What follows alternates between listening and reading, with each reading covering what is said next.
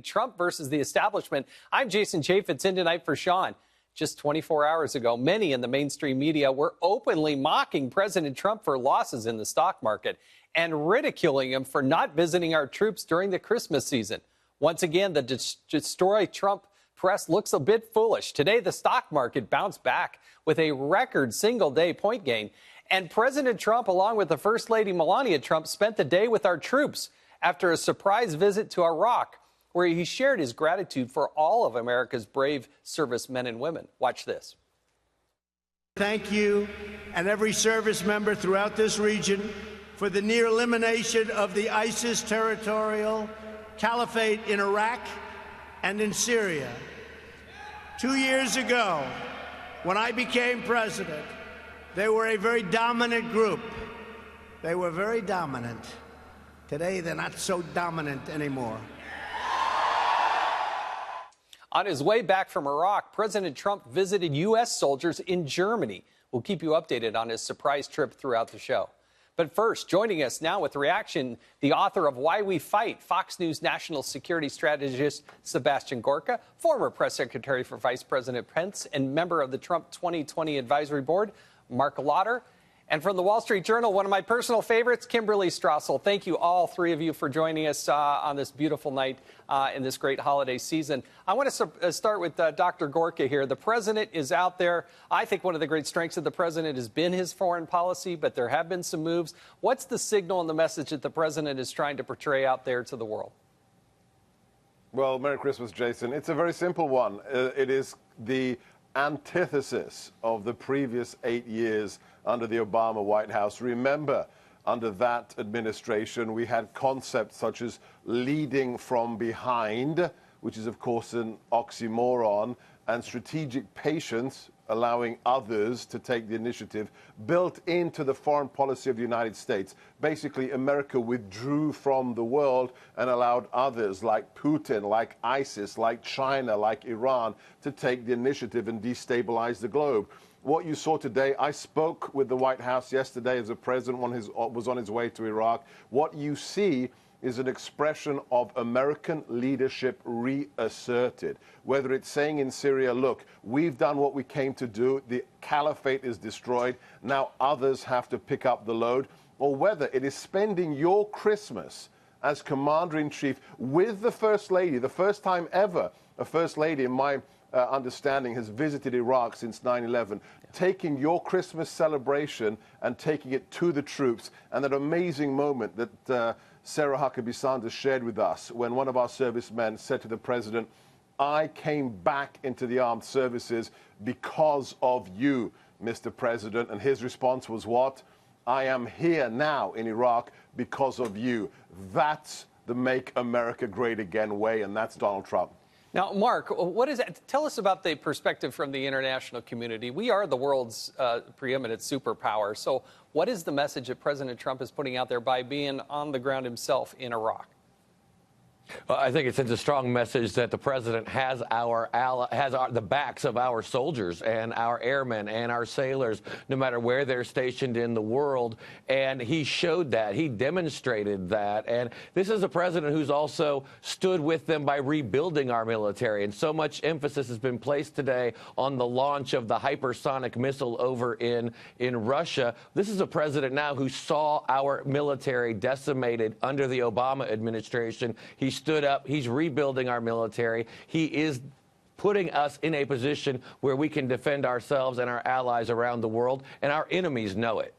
Hey, Kim, there's been a lot of discussion, certainly over the last week with the moves in Syria and whatnot, but isn't this also about Iran? I mean, the proximity cannot get lost. We hear almost nothing being mentioned about Iran and the message that this might send to the Iranians and the Europeans and others about our positioning on Iran. How do you read into that?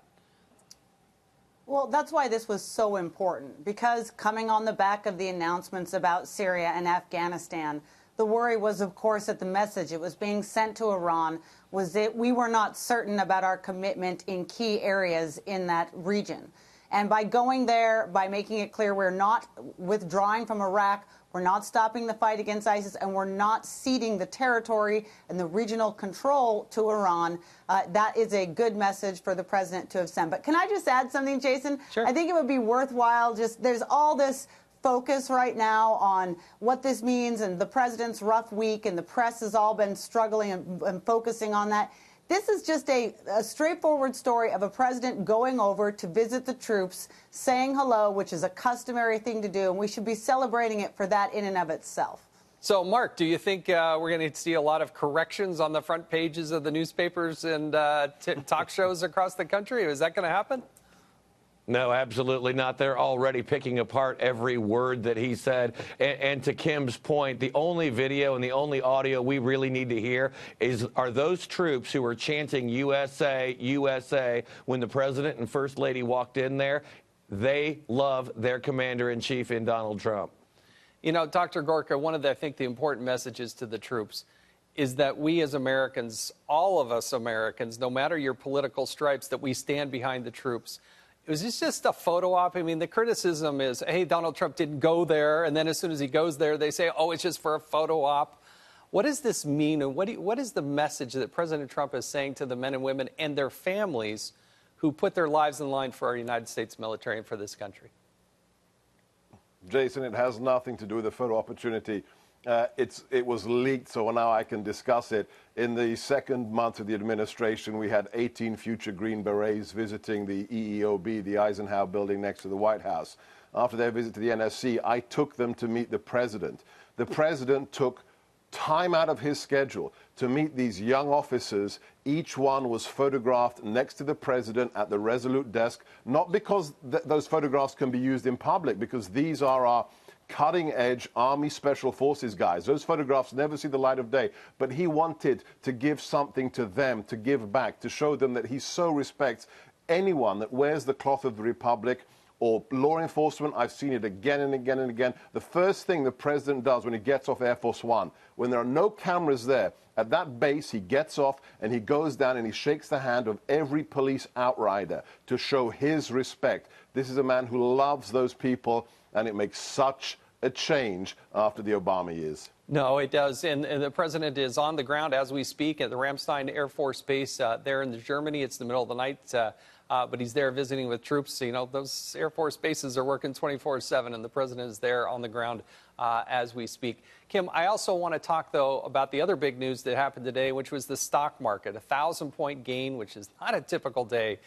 There has been some volatility on the market. How do you read into that? What are the swings attributed to, and where should investors look, and where are they going? The first thing is it was good news that the White House came out today and made clear that the Fed chief, Jerome Powell, his job was secure, okay, because that was some of the uncertainty that we were seeing out there. But look, I think there comes a point at which the market just steps back, and maybe that's what we saw today, and realize that despite all the talk about the uncertainty that is out there on China and trade deals, the shutdown, etc., that the fundamentals of the economy remain really strong, and we're seeing that come in.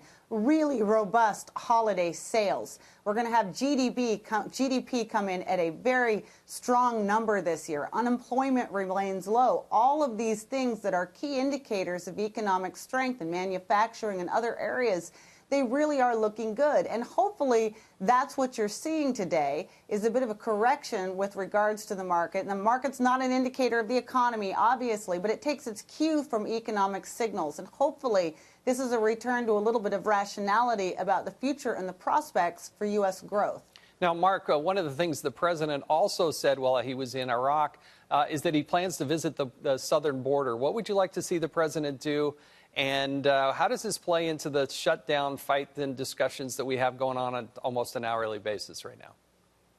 I want to see him highlight the great work that Customs and Border Patrol does every day, even during the shutdown, to keep out illegal immigration, stop gang members and drugs from flowing into our country, and show the rest of the world what we who know the statistics know. Walls work. and it's easy to demonstrate that through real-life examples. And so I think the president will highlight that, and it will set the stage for not only the negotiations with Speaker Pelosi, but it will set the stage for a very strong State of the Union speech that I can almost guarantee you will have a very heavy focus on immigration reform, broad-based immigration reform, and securing our borders. Yeah, when the president gets an hour or two to address the nation in that State of the Union affair, and he gets to talk in front of members of Congress. I've been there in the audience to listen 8 times to Barack Obama try to tell me the way the world was. It was a fascinating thing. But Dr. Gorka, the president's going down to the southern border. What's the message you would like to see the president portray?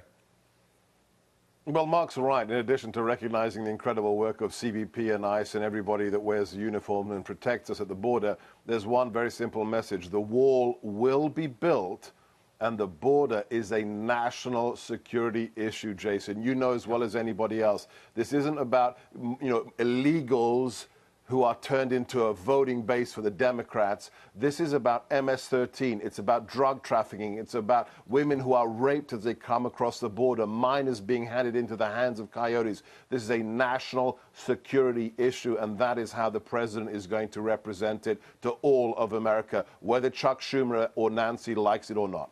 No, look, I think you're absolutely right. And stay tuned with us later in the show. We're going to talk some more about that in depth. But thank you very much during this holiday season for joining us here tonight. We do appreciate it.